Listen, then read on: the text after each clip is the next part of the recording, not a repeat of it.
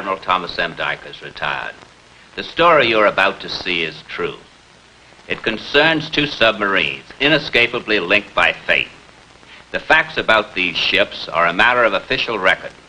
The story of their crews might well be that of every man who served his country in ships beneath the sea. We call this chapter the Squailfish. In a few minutes, you'll know why.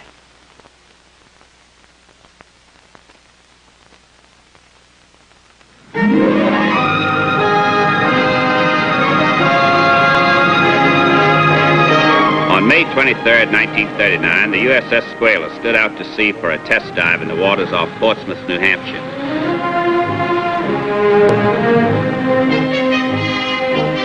Aboard the vessel were a full complement of officers and men, and a naval architect. It was a routine exercise. The men knew their jobs. There was nothing out of the ordinary. Off the Isle of Shoals, the order was given to execute the dive. Still everything routine, smooth.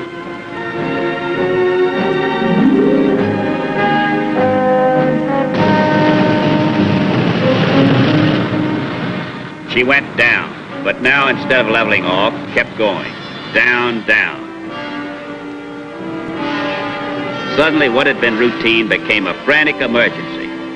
A mechanical failure and the valve wouldn't close. The Squailfish became a headline in the morning papers. She settled on the bottom in 240 feet of water. Trapped in her forward torpedo room, still alive, 33 men. They find a smoke rocket, red signal for emergency distress. Operating close by was her sister ship, the Squailfish. Sighting the smoke rocket, Squailfish spread the alarm by radio and sped for the scene herself.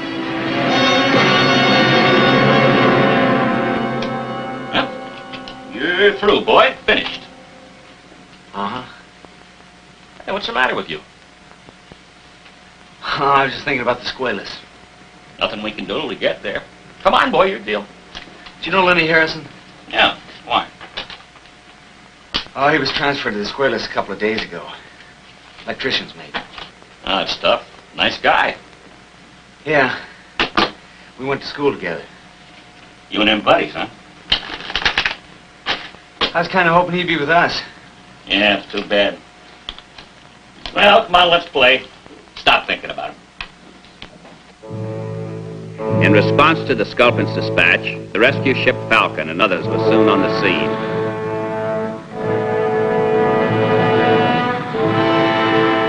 A diving bell was attached to the forward escape hatch of the sunken ship, and miraculously 33 men were saved.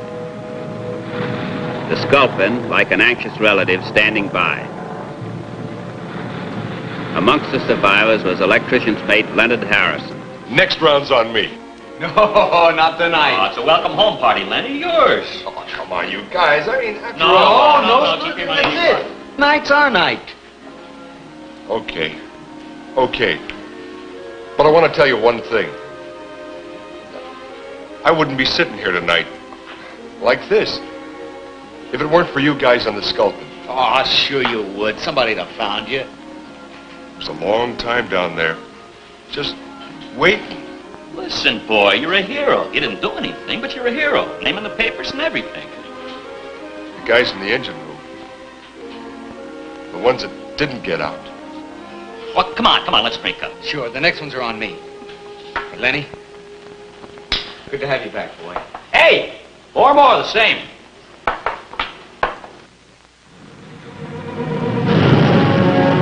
Three months later, Navy salvage crews raised the Squailfish from the bottom.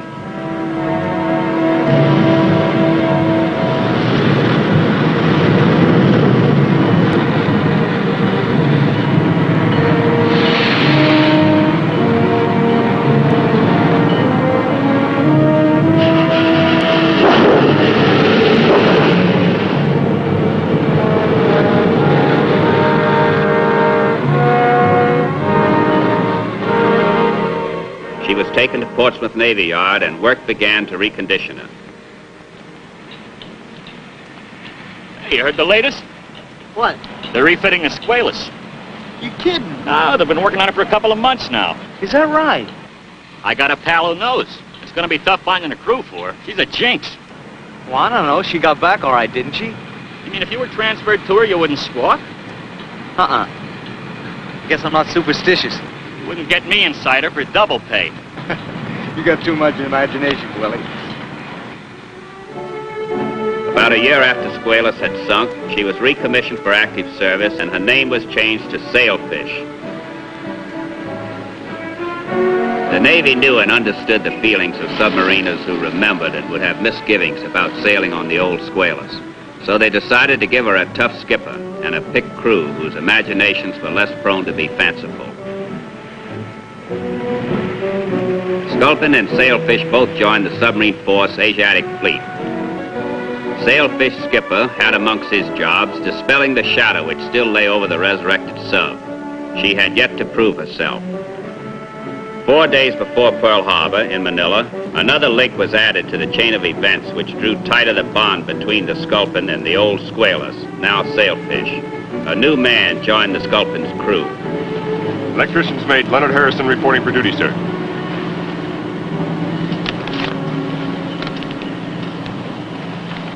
Hey, look what I dug up. Lenny! You son of a gun!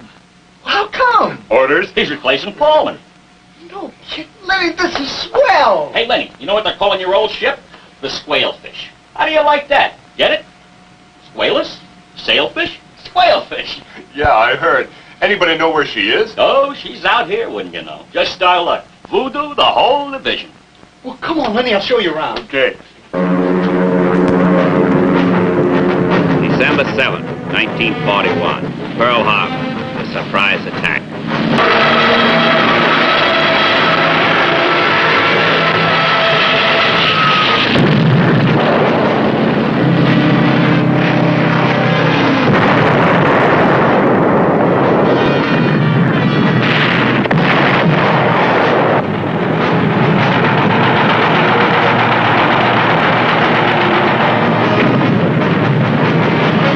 December 8th, Manila. It was happening there as well, but headquarters had known it was coming, and the submarines had already taken up control duties, among them Sculpin and Sailfish. They were at sea when the raid started. Now was the time for Sailfish to prove herself. Down scope. Final stations.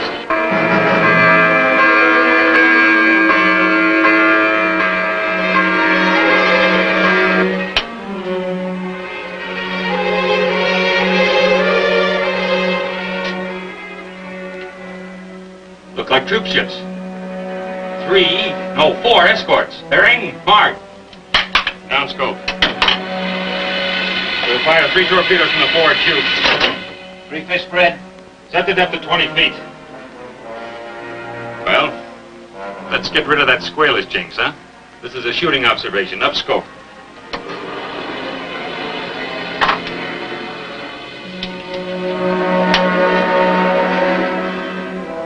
No change. Bearing, mark. 336. Range, mark. 1850. Shoot. Fire 1.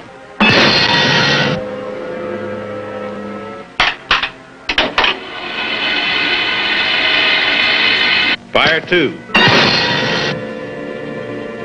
Fire 3.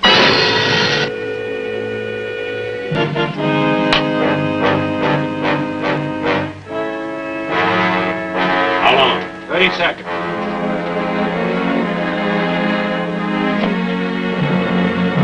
Destroyer, get a setup.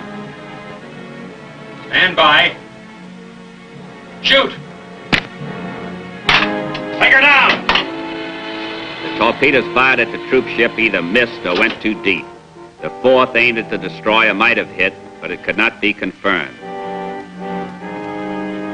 The Sailfish went deep to escape the escort vessels.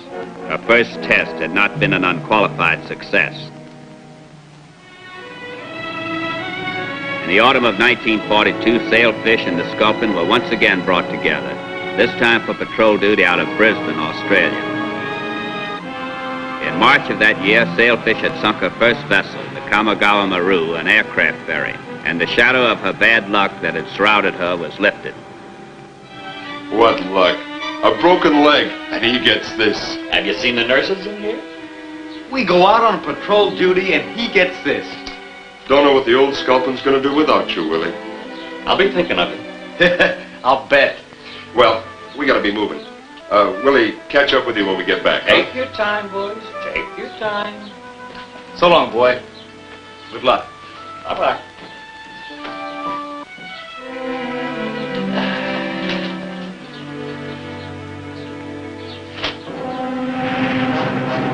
In October of 1942, Sculpin was on a 5th patrol in the Bismarck Archipelago area, far from Brisbane and the Sailfish. Up to now, she'd had her share of bad luck. Faulty torpedoes, heavily escorted convoys, but today was her day.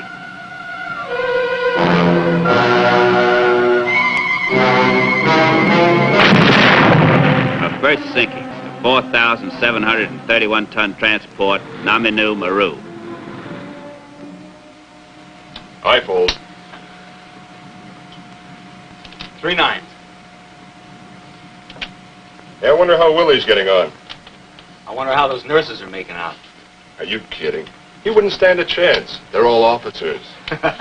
You don't know Willie.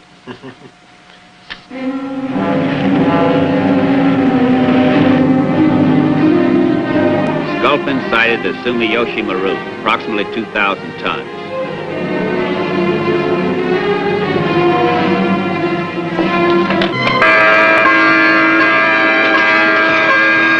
Once again, her luck held. Torpedoes ran straight and true, an easy mark. Scored 2 for the Sculpin in a week.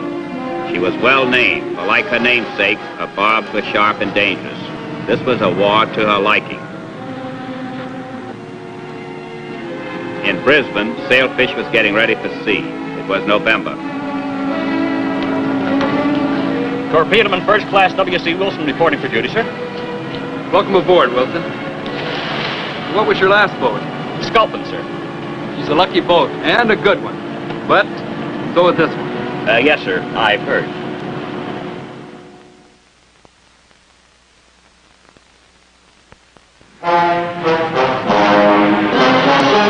Sailfish fought hard that year in the Battle of the Pacific. In June of 1943, she operated around northern Honshu in Japan, and in 10 days sank 2 ships. Pearl Harbor, and for Sailfish and Sculpin, refitting. The ravages of endless days at sea repaired. For the men, a respite from war, a few days in the world of normalcy. James. Hey, look at that. Hey, Willie! Willie!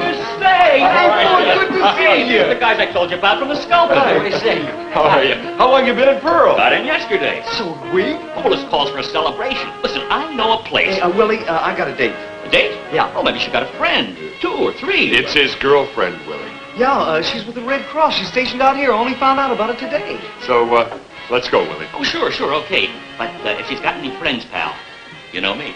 Yeah, I know you, and I'll see you later, Willie. So long. See ya. Yeah.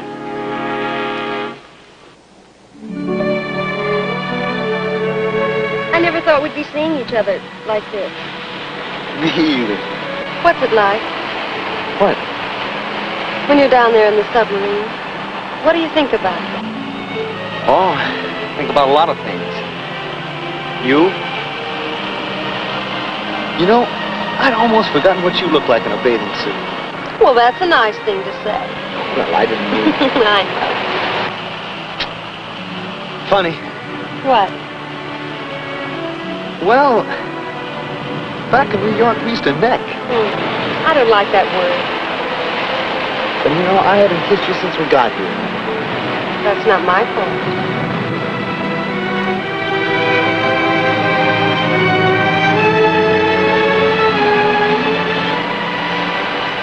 I wish you didn't have to go back. Me?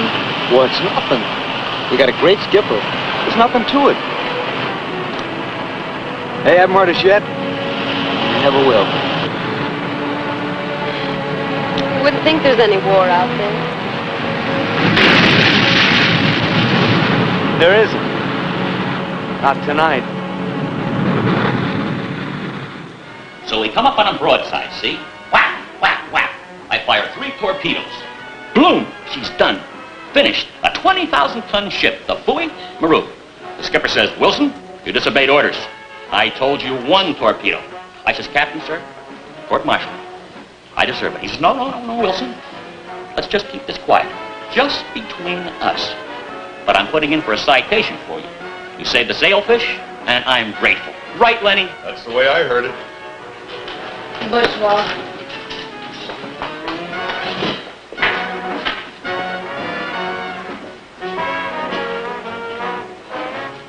How do you like that? Bourgeois. And me saving the world for democracy.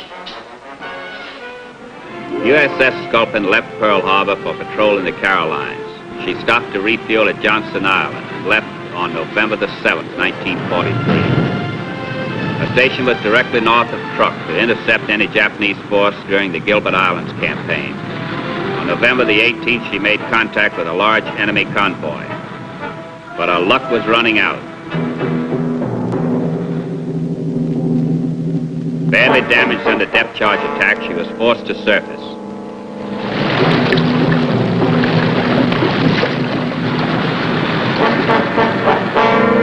The enemy closed in for the kill.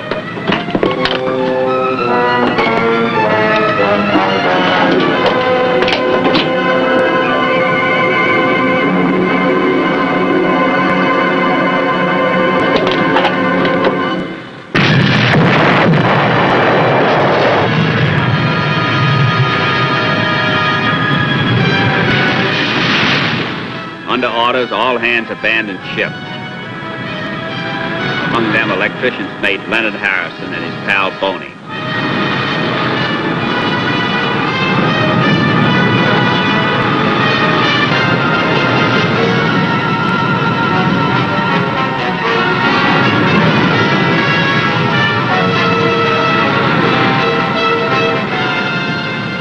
The 41 survivors of the Sculpin were taken to Truk Island.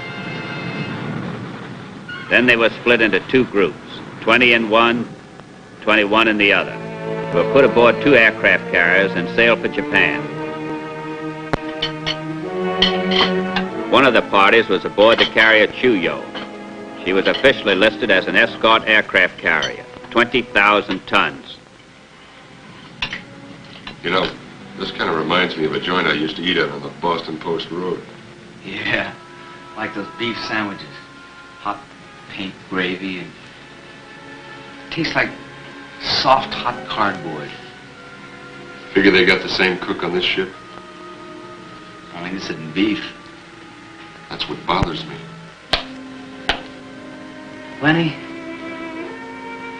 you think we'll make it okay? How do you mean? What I mean is, you think we'll get back all right after the war's over? Sure. Sure we will. I'd like to keep on living. Sally and I want to get married. Hey, swell. You never said anything. Well, we've been trying to keep it a secret. Buddy, I'm putting in right now to be your best man. Good. Yeah, it'd be good. You want to finish this, Lenny? I'm not very hungry.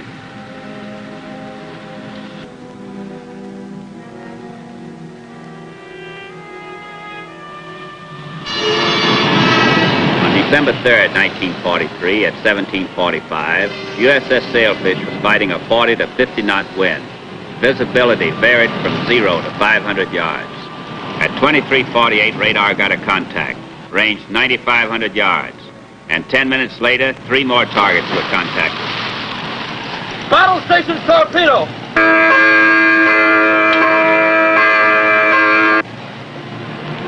They're coming into pretty close range. Fast, too. Can't see a thing in this! That last contact's probably a destroyer. We'll go for the biggest pip. Steer course 300.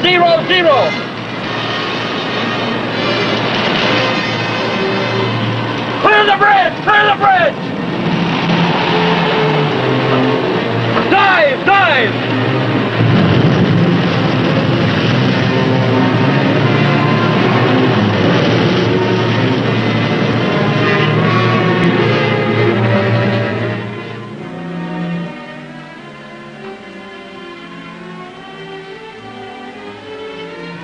Hey, you think Willie's still at Pearl?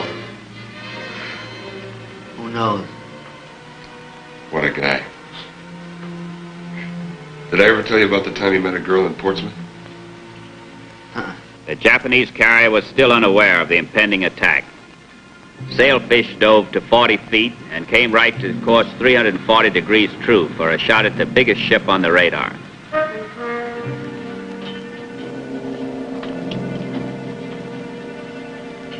Might be a battleship or a carrier. Make ready the forward tubes. Make ready the forward tubes.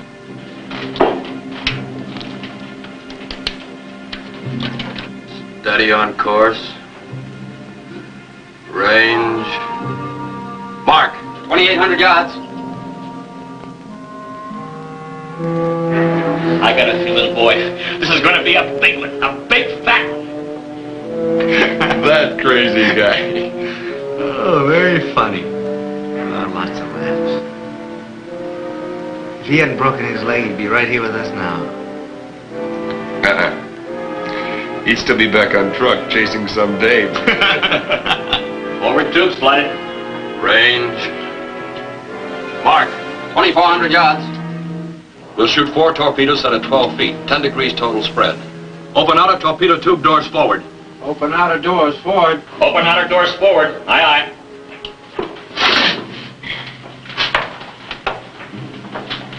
Oh, me for some sleep. Yeah, me too. Night, pal.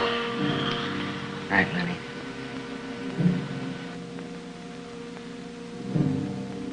It was 12 minutes after midnight when the torpedoes were fired. Shoot! Fire 1. Fire 2. Fire 3. Fire 4. The unseen, unknown target, escort aircraft carrier Chuyo.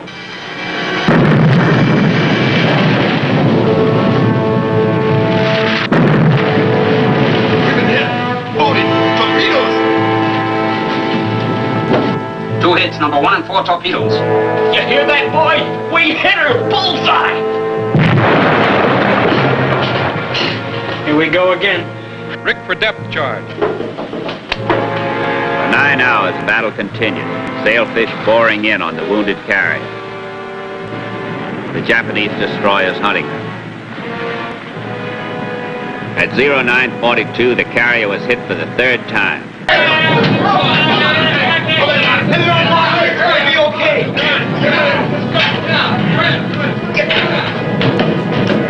At 0946, the Chuyo was going down. There was cheering aboard the Sailfish, and not a man knew that 20 survivors of her sister ship, the Sculpin, were going down with her.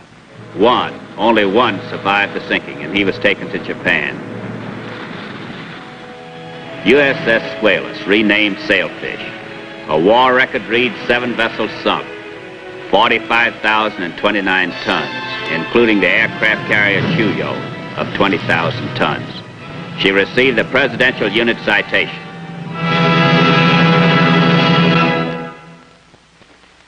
I'll be back in a moment.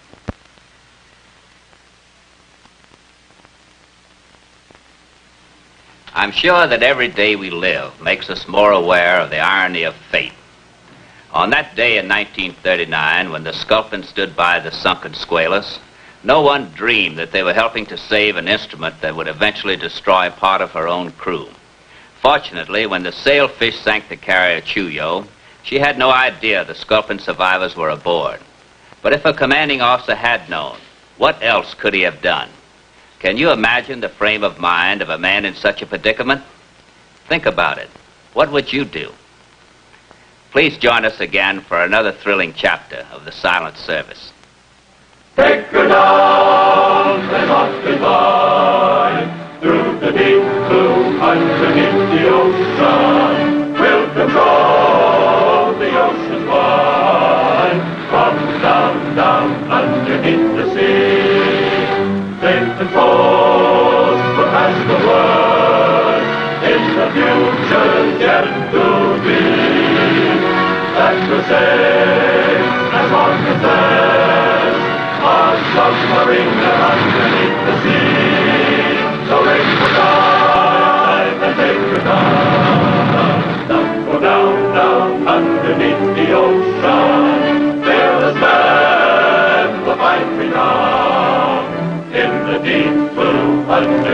the sea.